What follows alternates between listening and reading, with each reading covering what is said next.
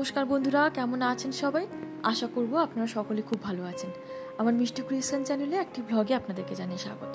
এখন আমরা রয়েছি জোড়াসাঁকো ঠাকুরবাড়ির ঠিক সামনেটাতে। আচ্ছা, প্রথমে তাহলে বলি জোড়াসাঁকো ঠাকুরবাড়ি আসতে হলে কিভাবে আসতে হবে। আমরা এসেছি মেট্রো করে, কবি সুভাষ থেকে মেট্রো ধরে সোজা চলে এসেছি গিরিশ পার্কে। এরপর গিরিশ পার্কে নেমে চাইলে আপনি হেঁটেও যেতে পারেন, আবার একটা অটো রিজার্ভ করে নিতে পারেন। আমরা একসাথে অনেকজন ছিলাম, যার জন্য অটো করে চলে এলাম। কিছু সময় লেগেছিল, আর ভাড়া ছিল মাত্র 15 টাকা।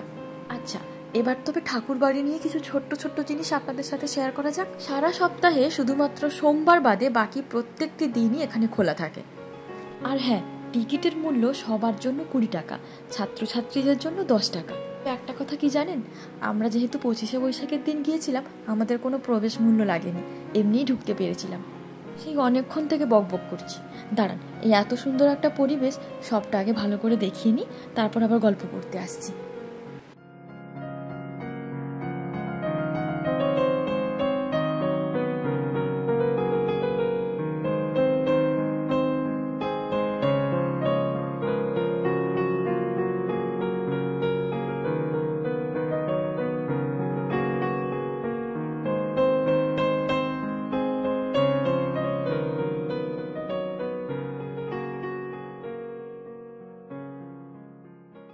এই সেই জোড়াসাঁকো ঠাকুর বাড়ি।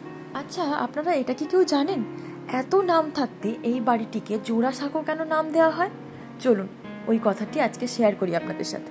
পুরনো কিছু ভিডিও এবং বই থেকে এই সমস্ত তথ্যগুলো যেগুলো আজকে শেয়ার করব সেগুলো সংগৃহীত। চলুন আগে ভেতরে ঢুকে পড়ি।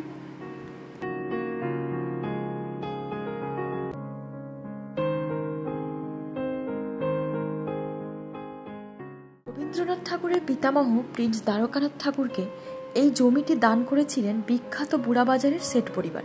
না, শেঠ পরিবার ভেবে বিভ্রান্ত হওয়ার কিছু নেই। তখনকার দিনে এই শেঠ পরিবারের জলাভূমিতে হাঁটার জন্য ছিল দুটো ছোট সেতু, আর এই জোড়া সেতু থেকেই নামকরণ হলো পরবর্তীকালে জোড়াসাঁকো। জোড়াসাঁকোর এই বাড়িটি টোটাল 35,000 স্কোয়ার ফুটের ওপর তৈরি। আরও জানলে অবাক হবেন যে এখানে রয়েছে টোটাল 700টি মতো ঘর।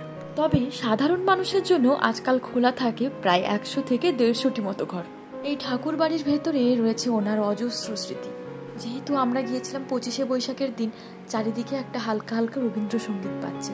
প্রায় ছেলেমেয়েরা সাজগোজ করে গেছে, প্রত্যেকটি মেয়ের মাথায় প্রায় ছিল ফুল, আর পরনে ছিল শাড়ি, আর বেশিরভাগ ছেলেদের পরনে ছিল পাঞ্জাবি।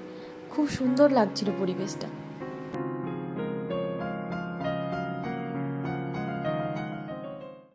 এটা ভেবে মনের ভেতরটা একটা কেমন জানি লাগছে। ভাবা যায় একসময় এখানেই নাকি কবিগুরু রবীন্দ্রনাথ ঠাকুর ঘোরাফেরা করতেন। আর এখানে রয়েছে বিশাল বড় একটি দালান। এমনটা শোনা যায় আগে নাকি এখানে অনেক বড় করে দুর্গাপুজো হতো। তাছাড়া কবিগুরুর সঙ্গে দেখা করতে অনেক স্বনামধন্য মানুষরা আসতেন। আর তাই আমরা এখন এই বাড়িটিতে এসে প্রত্যেকটি দেওয়ালের কোনায় কোনায় খুঁজে পাচ্ছি ওনার স্মৃতি। ঘরের সারা দেওয়াল জুড়ে রয়েছে ওনার লেখালেখি, গান, কবিতা, আরও কত কি। কতগুলি গান এবং কবিতা রয়েছে তা আপনি যেমন পড়ে শেষ করতে পারবেন না, তেমনি গুনেও শেষ করতে পারবেন না। কি করে হবে, একদিনে কি এত সম্ভব? গান এবং কবিতা ছাড়াও কবিগুরু এখানে রেখে গিয়েছেন তার জীবনের নানান রকমের স্মৃতি। প্রথমে দেখলাম ওনার বিশ্রাম কক্ষ, তারপর দেখলাম ওনার বৈঠকখানা, আর সেখানে রয়েছে কত শত শত বইয়ের ভিড়।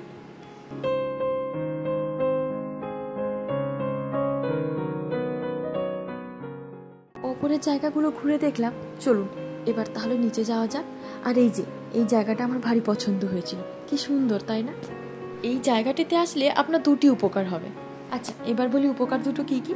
নাম্বার 1, এখানে এসে আপনি কবিগুরুর সম্পর্কে নানান রকমের তথ্য সংগ্রহ করতে পারবেন, দেখতে পারবেন ওনার নানান রকমের লেখালেখি, গান বাজনা, আরও কত কি। আর আমার যে সমস্ত বন্ধুরা ছবি কিংবা ভিডিও তুলতে ভালোবাসেন, তারা এই লোকেশানে এলে খুব ভালো হবে, কারণ লোকেশানটি ছবি এবং ভিডিও তোলার জন্য একেবারে পারফেক্ট। অফিস থেকে আমরা এসেছিলাম টোটাল 6 জন। সারাদিন কিভাবে সময়টা পার হয়ে গেল বুঝতেই পারিনি। ভিডিওর শেষে আপনাদের জন্য রাখছি সেদিনের কয়েকটা তোলা ছবি। আজকে তাহলে ভিডিওটা আর বাড়াবো না, দেখা হবে আবার কোনো একটা ব্লগে। আসছি।